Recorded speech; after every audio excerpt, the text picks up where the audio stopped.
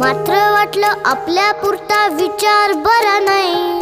मी आहे शूर, माझी आई तशी नाही.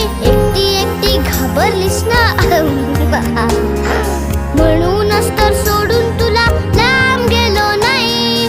ना ना ना ना ना ना ना ना ना ना ना ना ना ना ना ना ना ना ना.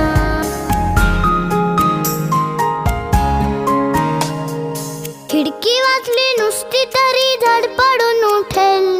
घाबरून जाईल, अंधारात रडत पिडत बसेल.